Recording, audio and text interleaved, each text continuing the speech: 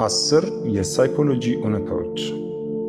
አንደኛ፣ ሳይኮሎጂ እንደሚለው በድንገት ያለምንም ምክንያት ሐዘን ከተሰማዎት አንድ ሰው እየናፈቁ እንደሆነ ማሳያ ነው። ሁለተኛ፣ ሳይኮሎጂ እንደሚለው በምሽት ተኝተን መተኛት አለመቻል ማለት በአንድ ሰው ህልም ውስጥ ነቅተናል ማለት ነው። ሶስተኛ፣ የሚወዱትን ሰው በህልም ያለማቋረጥ እያለሙት ከሆነ እሱን ወይም እሷን እየናፈቁ መሆኑን ማሳያ ነው። እንዲሁም በግንኙነቱ ውስጥ መሟላት የሚያስፈልገው ክፍተት እንዳለ ማሳያም ሊሆን ይችላል። አራተኛ፣ ሳይኮሎጂ እንደሚለው ህልም እያለምን ወይም እያነበብን ሰዓት መናገር አንችልም።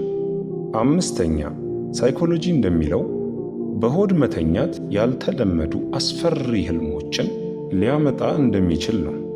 ስድስተኛ፣ ሰው ሲናፍቀን ምሽቶቹን ስለዛ ሰው በማሰብ እናሳልፋለን።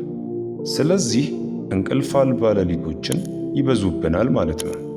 ሰባተኛ፣ ጥናቶች እንደሚያሳዩን ከጥቂት ሰዎች በስተቀር በአብዛኛው ሰዎች ላይ የስሜት መለዋወጥ ማለትም ወዲያው ደስታና ሐዘን የስሜት መፈራረቅን ያስከትላል። ስምንተኛ፣ በህልም ውስጥ መጨነቅና በፍራቻ መንቃት አንጎል እየሞተ እንደሆነ ሲያስብ የሚከሰት ነው ይለናል። ዘጠነኛ፣ ሳይኮሎጂ እንደሚለው በህልም ውስጥ ሲበሩ ካዩ ፈጠራን ለመግለጽና ከተለመደው ህይወታችን መውጣት ፍላጎት እንዳለን ይናገራል።